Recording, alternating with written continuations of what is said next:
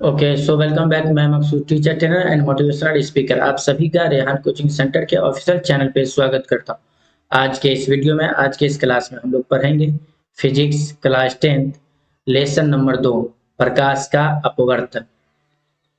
पहला प्रश्न आपके स्क्रीन पर।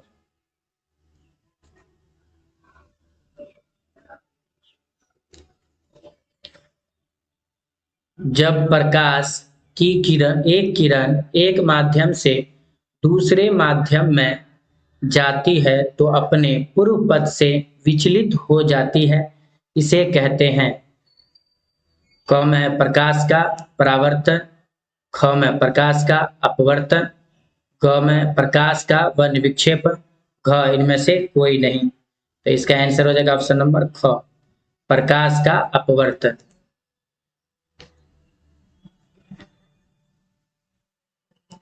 प्रकाश की एक किरण जब विरल माध्यम से सघन माध्यम में आती है तब वह प्रकाश की एक किरण जब विरल माध्यम से सघन माध्यम में आती है तब वह क में अविलंब से दूर मुड़ जाती है, ख में सीधी निकल जाती है, ग अविलंब की दिशा में जाती है, घ अविलंब की ओर मुड़ जाती है।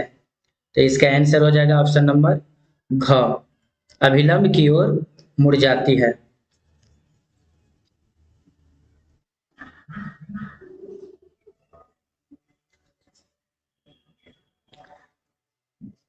जब प्रकाश की एक किरण दो माध्यमों को अलग करने वाली सतह पर लंबवत पड़ती है तो वह जब प्रकाश की एक किरण दो माध्यमों को अलग करने वाली सतह पर लंबवत पड़ती है तो वह क में अविलंब से दूर मुड़ जाती है, ख बिना मुड़े सीधी निकल जाती है, ग अविलंब की ओर मुड़ जाती है, घ 7 रंगों में टूट जाती है।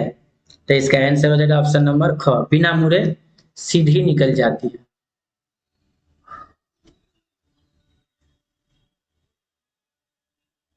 पानी से भरी बाल्टी की गहराई कम मालूम पड़ने का कारण है।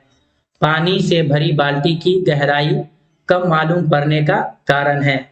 क में प्रकाश का परावर्तन होता है, ख में प्रकाश का अपवर्तन होता है, ग में प्रकाश का वन विक्षेपण होता है, घ में इनमें कोई नहीं। तो इसका आंसर हो जाएगा ऑप्शन नंबर ख, प्रकाश का अपवर्तन होता है।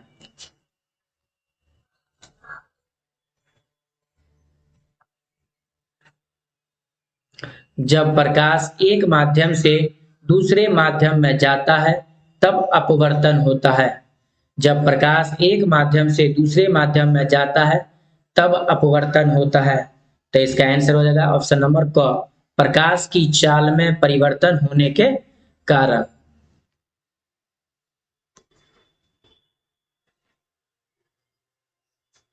सघन माध्यम से विरल माध्यम में प्रवेश करने पर आपतन कोण तथा अपवर्तन कोण में क्या संबंध रहता है? सघन माध्यम से विरल माध्यम में प्रवेश करने पर आपतन कोण तथा अपवर्तन कोण में क्या संबंध रहता है? तो इसका आंसर हो जाएगा ऑप्शन नंबर ग, अपवर्तन कोण बड़ा होता है।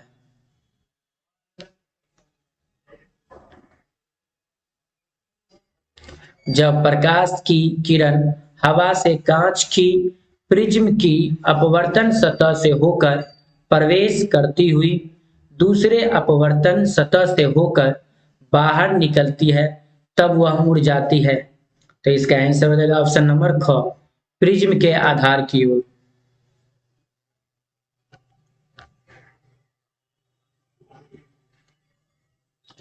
किसी बिंदु वस्तु से निकलकर किरणें किसी लेंस से अपवर्तित होकर जिस बिंदु पर मिलती है उसे कहते हैं। तो इसका आंसर हो जाएगा ऑप्शन नंबर ख, प्रतिबिंब बिंदु। किसी बिंदु वस्तु से निकलकर किरणें किसी लेंस से अपवर्तित होकर जिस बिंदु पर मिलती है उसे कहते हैं प्रतिबिंब बिंदु। निम्नलिखित में से निम्नलिखित में किसका उपयोग लेंस बनाने के लिए नहीं किया जा सकता? किसका उपयोग लेंस बनाने के लिए नहीं किया जा सकता? आंसर में हो जाएगा मिट्टी।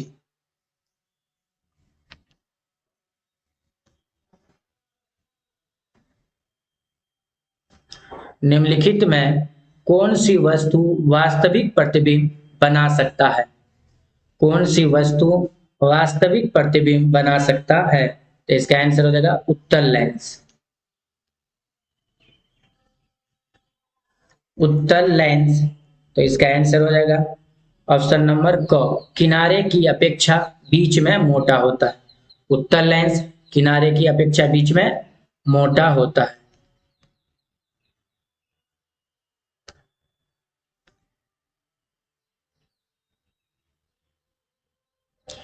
किसी उत्तल लेंस के सापेक्ष कोई वस्तु किस स्थिति पर रखी जाए कि उसका वास्तविक उल्टा तथा बराबर यानी समान आकार का प्रतिबिंब प्राप्त किया जा सके?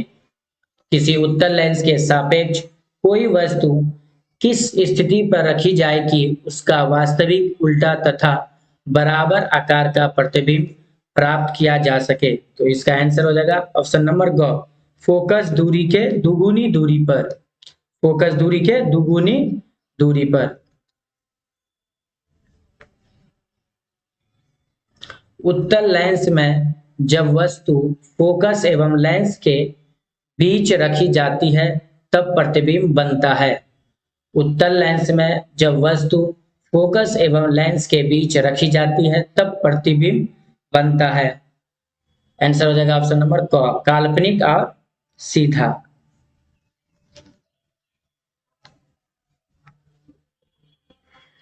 एक उत्तल लेंस से 30 सेमी की दूरी पर एक वस्तु रखी गई है। लेंस से उतनी ही दूरी पर वास्तविक प्रतिबिंब बनता है। तो लेंस की फोकस दूरी होगी, तो इसका आंसर हो जाएगा ऑप्शन नंबर ग, 15 सेमी। एक उत्तल लेंस से 30 सेमी की दूरी पर एक वस्तु रखी गई है। लेंस से उतनी ही दूरी पर वास्तविक प्रतिबिंब बनता है। लेंस की फोकस दूरी है होगी 15 सेमी।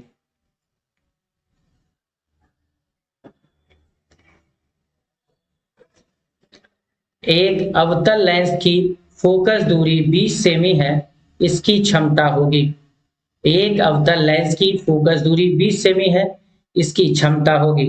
तो आंसर में हो जाएगा ऑप्शन नंबर घ, -5 डायोप्टर।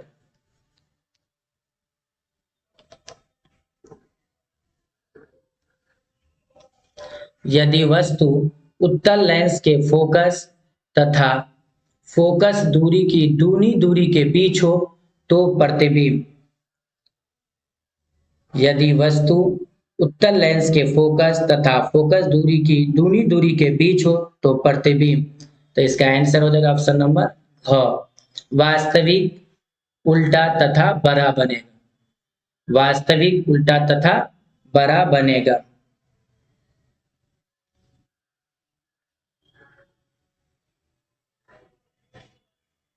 जब एक उत्तल लेंस से 20 सेमी की दूरी पर वस्तु को रखा जाता है तो उस वस्तु का एक काल्पनिक प्रतिबिंब बनता है। लेंस की फोकस दूरी होनी चाहिए। तो इसका आंसर हो जाएगा ऑप्शन नंबर ख, 20 सेमी से अधिक। जब एक उत्तल लेंस से 20 सेमी की दूरी पर वस्तु को रखा जाता है तो उस वस्तु का एक काल्पनिक प्रतिबिंब बनता है। लेंस की फोकस दूरी होनी चाहिए 20 सेमी से अधिक।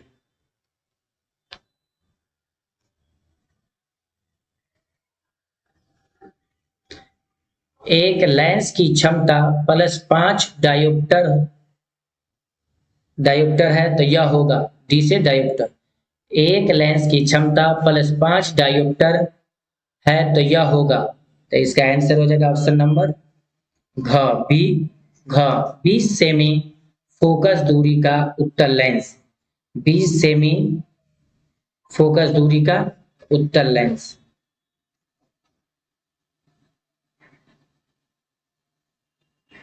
एक गोलीय दर्पण और पतले लेंस में से प्रत्येक की फोकस दूरी +25 सेमी है तब एक गोलीय दर्पण और पतले लेंस में से प्रत्येक की फोकस दूरी +25 सेमी है तब। तो इसका आंसर हो जाएगा ऑप्शन नंबर क, दोनों ही उत्तल।